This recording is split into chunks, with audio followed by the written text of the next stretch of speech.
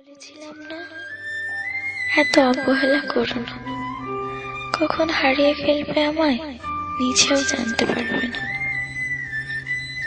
অনেক অপেক্ষা করেছে তোমার, কিন্তু তোমার অবহেলা কমেনি। ভালো থেকো, ভয় নেই। সম্পর্কের দোহাই দেব না, কোনো জোরও করবো না। ইচ্ছে হলে SMS দিও, না হলে না দিও। তবে আগের মতো হয়তো আমাকে আর পাবে না।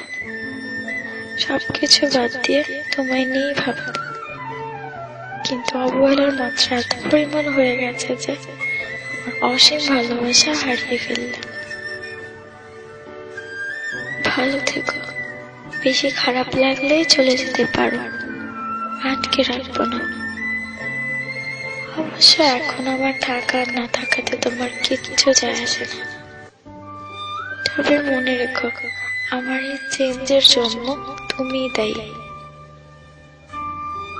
একটা দিনে 24 ঘন্টা, তার মাঝে তুমি প্রতিদিন আমায় 4 ঘন্টাও যদি সময় দিতে, আমার কষ্ট লাগতো না। আরে আমি তো 4 মিনিটেও খুশি থাকতাম, তাও তোমার কাছে ছিল না।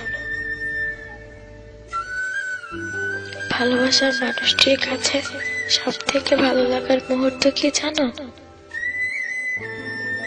যখন তার ভালোবাসার মানুষটি তার সাথে থাকে, কিংবা তাকে দূর থেকেও একটু সময় দেয়।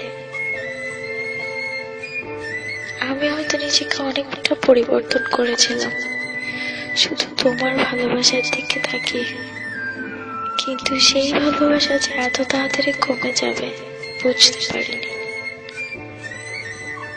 ঘন্টার পর ঘন্টা SMS কিংবা কল দিতে বলি না, সপ্তাহে কিংবা মাসে একবার দেখাও করতে চাই না। শুধু চাই যখন তোমায় মনে পড়বে বুঝতে পারবো তুমি আছো।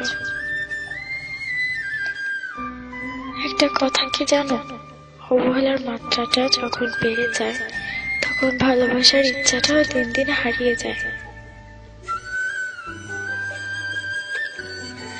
আমিও নিজেকে গুটিয়ে নিয়েছি, চিন্তা করে ফেলেছি তুমি দূরে থাকতে চাও। তবে আমি কেন জোর করব? তুমি আসার আগেও আমি একা ছিলাম, এখনো একা থাকতে পারবো। হয়তো মাঝে স্মৃতিগুলি একটু কষ্ট দিবে, এর বেশি কিছুই না। হয়তো অপেক্ষায় থাকবো, তুমিও একদিন বুঝতে পারবে ভালোবাসার মূল্য।